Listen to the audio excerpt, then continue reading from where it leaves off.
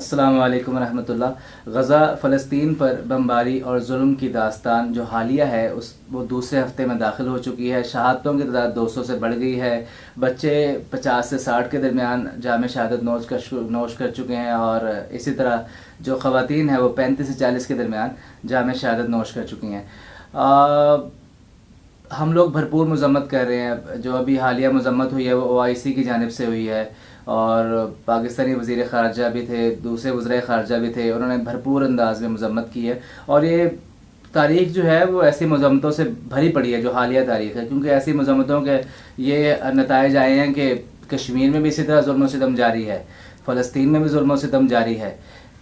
عورتوں کو مرد جو فوجی ہیں وہ پکڑتے ہیں، جس طرح مرضی ان کو کھینچتے ہیں۔ اس طرح بچوں کے اوپر ظلم ہے، مردوں کے اوپر ظلم ہے۔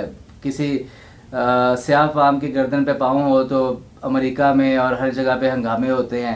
یہاں پہ ہنگامے یا کوئی احتجاج شروع ہوئے ہیں، لیکن اس کی بھی ویلیو اتنی نہیں ہے، کیونکہ مسلمانوں پہ جو ظلم چل رہا ہے اس کو روکا بڑی قوتوں کی جانب سے نہیں جائے گا۔ سب سے بڑی قوت انشاءاللہ روکے گی، لیکن اس میں بھی ہماری نیتوں کا خالص ہونا، پاک ہونا شامل ہے۔ اور میں آپ کو قرآن پاک کی ایک آیت بتاتا ہوں جس سے آپ کو اندازہ ہوگا کہ ہمارے سمت کیا ہونے چاہیے۔ آپ علماء کرام سے بھی اس بارے میں جان سکتے ہیں، میں نے بھی علماء سے سن کر جو ہے آپ تک انشاءاللہ پہنچاؤں گا۔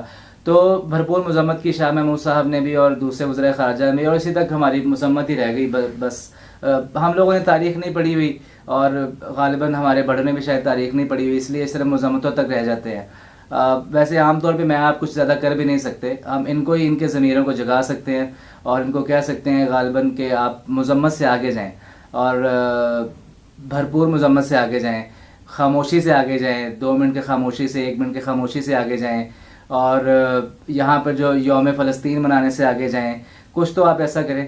اور معیشت یا کوئی ایسے معاملات کسی لوگوں کے ذہن میں آ رہا ہوگا کہ یہ آ گیا ہے اور یہ اس طرح کی باتیں کر رہا ہے، تو سر معیشت کے معاملات جو ہیں وہ میں ایک بندے کو کل سن رہا تھا، اور بڑی اس نے لاجیکل بات کی کہ یہ معیشت والی لاجک جو ہے وہ تو ہمارے اپنے ادھر گھروں پہ اپلائی نہیں ہو سکتی۔ جیسے کہ اگر ایک والد ہے، اس کے 4 بیٹے ہیں، اور اگر ایک بیٹے کی کوئی عزت لٹتی ہے، اس کے کوئی گھر پہ کوئی مسئلہ ہوتا ہے اور کسی طاقتور کی جانب سے، اور ہم کہیں نہیں یار ہم اس کو نہیں بچانا چاہیے کیونکہ اس سے جو ہے ہماری معاشی حالت پہ بھی اثر ہوگا اور ہمارے معاملات خراب ہوں گے بڑی کمیونٹی کے ساتھ، طاقتور کے ساتھ، تو حضرت وہ تو ادھر بھی آپ کا اپنا کوئی اپنی بیٹی آپ کی اس میں جلے، اس بمباری میں جلے، آپ کو کوئی اپنا خون بہے، کوئی آپ کی اپنی بہن کی چیخو پکار ہو تو پھر آپ کو محسوس ہو، ورنہ تو پھر مذمتیں ہی ہیں۔ میں بھرپور مذمت کرتا ہوں، اور ہم اس پہ کیا کہہ سکتے ہیں؟ زیادہ سے زیادہ یہ کہہ سکتے ہیں کہ بھائی کوئی لاجک لے کے آئیں، کیونکہ اگر آپ فرشتوں کی مدد کو پکاریں گے نا تو خیبر وغیرہ کی داستانیں ہماری ہیں، بدر کی داستانیں ہماری ہیں، ہم لڑے ہوئے ہیں تھوڑی تعداد کے ساتھ بھی، لیکن اس میں نیتیں کار فرما تھی، اس کے بعد جو ہے اللہ تعالیٰ کی مدد آئی تھی۔ ابھی اگر آپ اللہ کی مدد چاہتے ہیں تو اس میں نیتوں کا خالص ہونا بہت ضروری ہے۔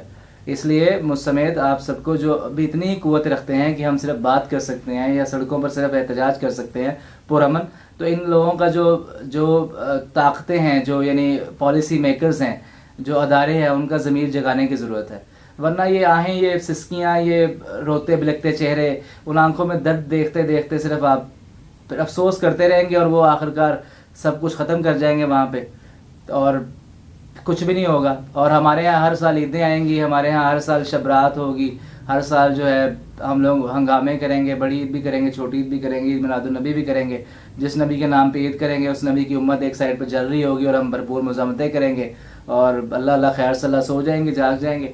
تو اب میں آپ کو سناتا ہوں آیت جو شاید میرے آپ کے لیے اور حکمرانوں کے لیے مشعل راہ بن سکتی ہے، اگر وہ اس آیت کے مطابق سوچنا شروع کر دیں، کیونکہ پھر آپ کو معیشت کے بجائے وہ اسلامک فلسفہ سمجھ آیا تھا جس میں اللہ تعالیٰ معیشت کا ذمہ خود ہی لے لیتا ہے۔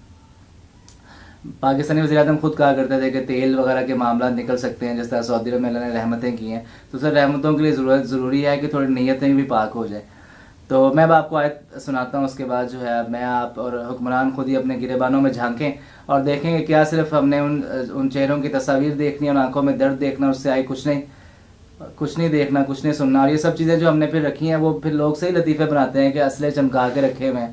ٹھیک ہے، پھر کسی پہ بھی نہیں چلانا تو بس ٹھیک ہے، ہم معیشت وغیرہ کی پرواہ کرتے ہیں، ہم پہلے ہی قرضوں میں اور یہ وہ، اور ویسے لوگ کہتے ہیں کہ اس سے مر جانا ہی اچھا ہے۔ چاہے نواز شریف صاحب شعروں کی حد تک کہتے تھے یا جس طرح بھی کہتے تھے ان کے قریبی لوگ جانتے ہیں، لیکن وہ بھی شعر کہتے تھے کہ اے طائر لاہوتی اس رزق سے موت اچھی جس رزق سے آتی ہو پرواز میں کوتاہی.